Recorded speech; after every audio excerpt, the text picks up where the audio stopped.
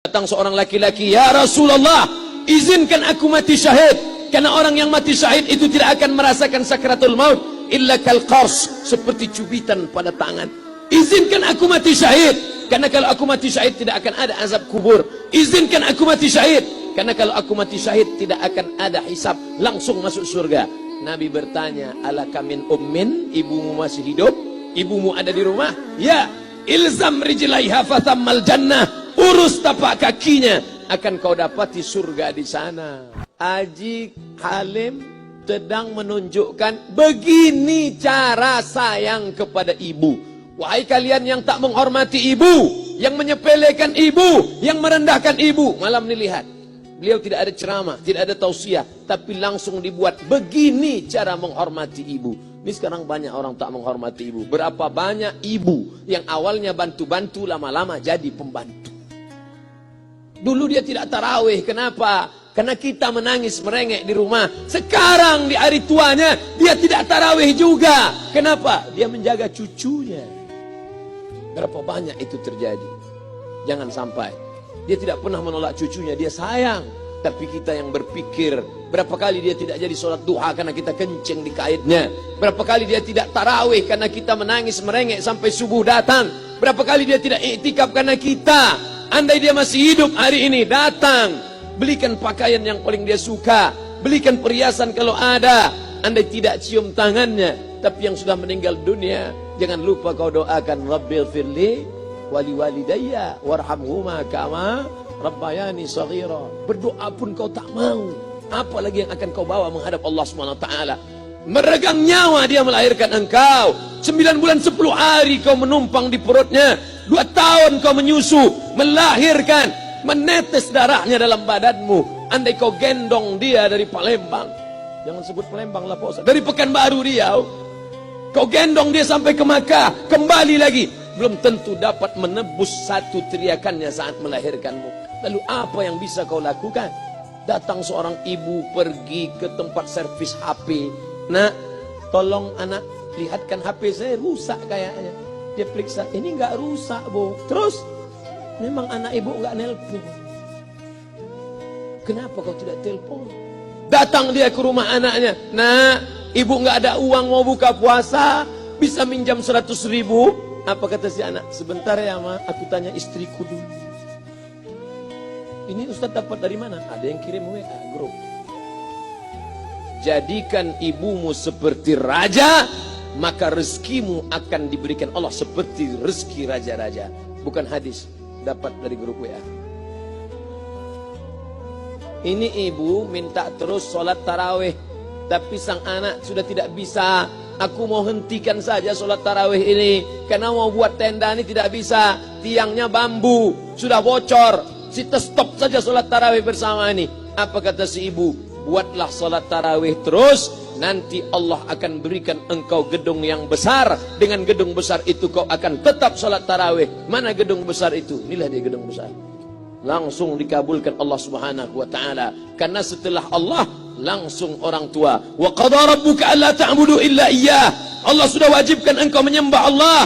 Setelah Allah, "Wa bil walidaini ihsana."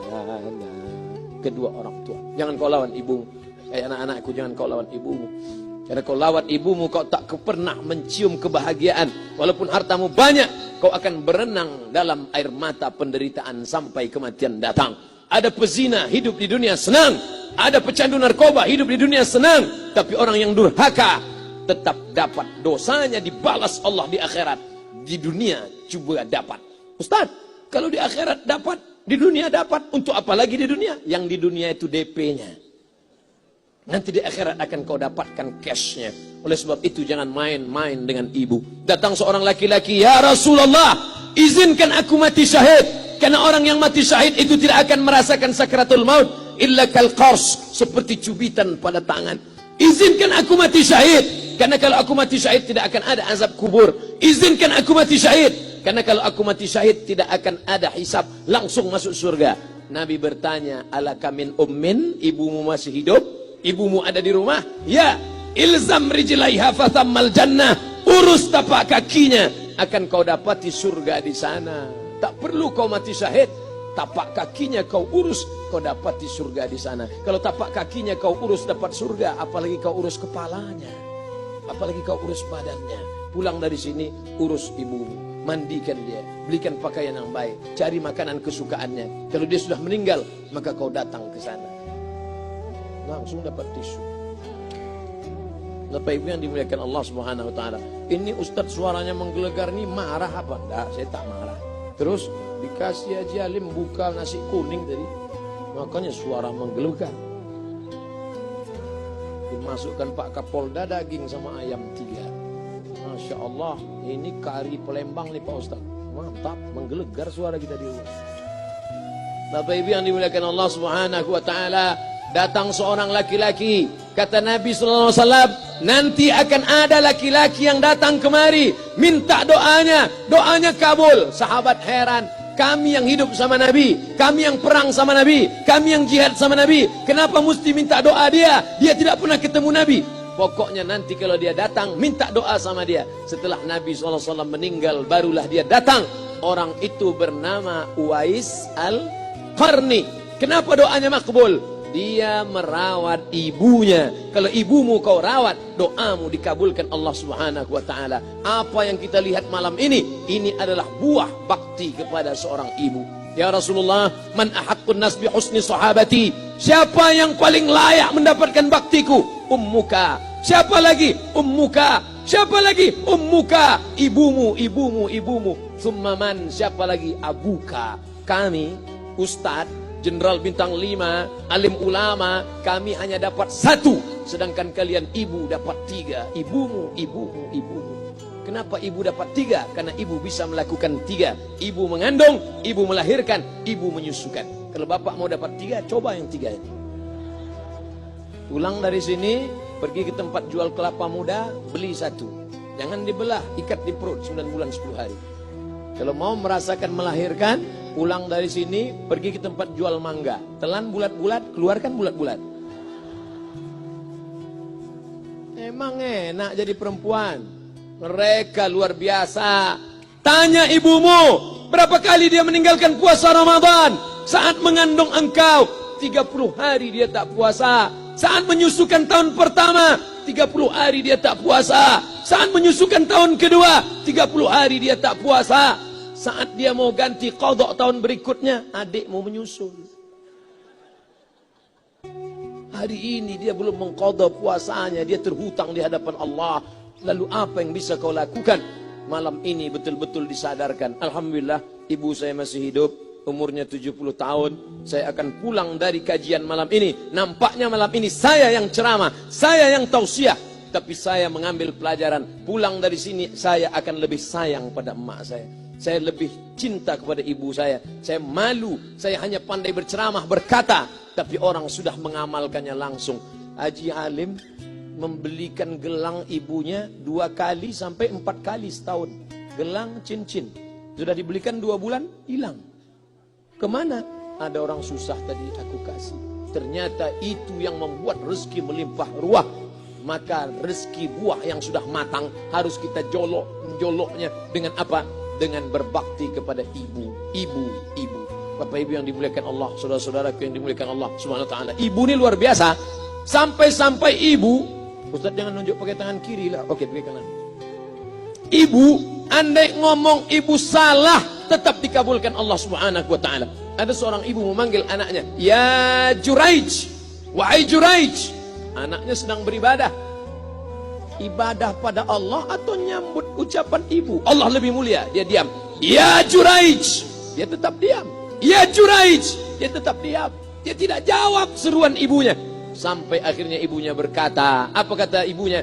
"Allahumma la tumitshu hatta turihi wujuhal mumisat." Jangan matikan Juraij sebelum matanya melihat wanita, maaf, tunasusila. Jangan matikan Juraij sebelum matanya melihat wanita tunasusila, WTS PSK, orang nakal, orang jahat. Tidak mungkin ahli ibadah matanya melihat orang jahat. Tapi takdir berkata lain. Tak lama setelah ucapan sang ibu, ada seorang WTS PSK hamil. Tidak diketahui suaminya, ditangkap, ditanya, "Siapa yang menghamilimu?" Apa kata si perempuan? yang menghamiliku adalah Juraij.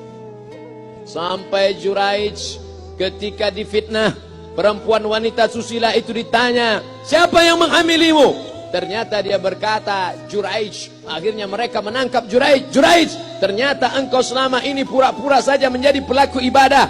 Engkau ternyata sudah menghamili perempuan ini. Mereka menghancurkan tempat ibadah Juraij. Tapi kemudian Juraij sabar. Dia katakan, nanti tunggu anak itu lahir, kalian baru tahu. Setelah tak lama anak itu pun lahir. Dan mereka bertanya kepada anak kecil yang belum bisa bicara, ya gulam, wahai anak kecil, man abuka, who is your father? Siapa bapakmu? Hai anak kecil, siapa bapakmu? Juraij menusuk pusar anak itu dengan telunjuknya. Dia mau tunjukkan kepada orang ramai bahwa dia tidak salah, dia tidak pezina, dia tidak melakukan perbuatan dosa. Ya gulam, hai anak kecil, man abuka, siapa bapakmu? Apa kata anak kecil itu? Cowboy. Ko sapi. Boy penjaga sapi. Pengembala sapi. Bapakku pengembala sapi. Barulah orang Yahudi tahu ternyata Ra'il Ghanam yang menghamili PSK perempuan jahat tadi adalah penggembala sapi. Lalu kenapa fitnah itu terjadi? Allah mengabulkan doa si ibu sebelum Juraij mati. Matanya pernah melihat wanita tuna susila. Oleh sebab itu ibu jangan sampai kalau marah sama anak memanggil anak dengan kata-kata yang tak baik.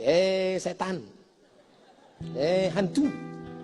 Kalaupun marah panggil dia, calon wali kota. Kalau marah betul, calon gubernur. Sini sebentar. Doa ibu dikabulkan Allah Subhanahu wa taala.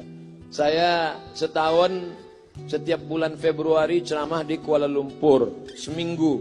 Kuala Lumpur, Selangor, Sarawak, Kuching, kemudian Malaka, Ipoh, Negeri Sembilan. Ketika saya tausiah datang ibu-ibu makcik Malaysia. Assalamualaikum, waalaikumsalam. Ustaz Somad, ya.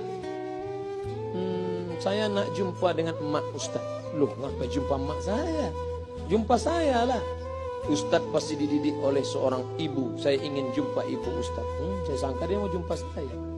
Ternyata ibu di tengah para habaib, diambil diri seorang profesor, dibalik diri seorang gubernur, wali kota, kapolda.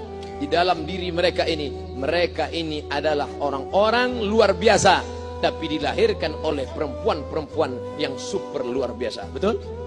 Mereka ini semua dibesarkan perempuan. Makanya ada ungkapan al-jannatu tahta aqdamil ummahat, surga di bawah telapak kaki ibu. Tapi ada yang mengatakan itu dulu Pak Ustaz. Sekarang sudah berubah, surga di bawah telapak kaki babysitter.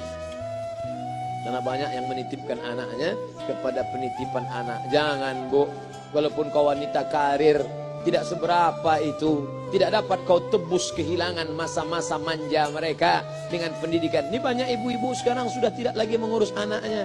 Padahal 6 tahun pertama, the golden age, usia emas, ibu harus ikat hubungan emosional dengan anak. 2 tahun pertama, susukan. 2 tahun kedua, lompat-lompat, lari-lari, lucu-lucu. 2 tahun ketiga, mulai menghafal surat-surat pendek. Umur 7 tahun, baru dia sholat. Begitu. Sekarang banyak. 2 tahun pertama, dia titipkan ke Al-Baqarah, sapi betina. 2 tahun kedua, dia titipkan ke PAUD dan BUUD. 2 tahun ketiga, dia titipkan ke TK. Akhirnya anak putus kontak. Setelah anak remaja, baru ibunya nanya, Ustaz, kenapa anak saya lebih mau curhat sama pacarnya daripada sama saya? Karena anak sudah lost contact, putus hubungan dengan ibu. Itulah yang dulu dikejar dengan wanita karir. Pergi pagi, pulang petang, peras keringat, banting tulang, tunggang langgang, lintang pukang. Tak dapat kau tebus dengan apapun. Oleh sebab itu, kalau kau sayang kepada mereka, besarkan mereka. Nanti setelah dia SMP, kau tetap bisa berkarir, tetap bisa apapun. Tapi usia emas ini tetap jaga mereka. Di balik anak-anak yang luar biasa, ada ibu yang luar biasa. Di mana letak ibu luar biasa itu? Inilah dia, ibu-ibu semua insya Allah. Amin.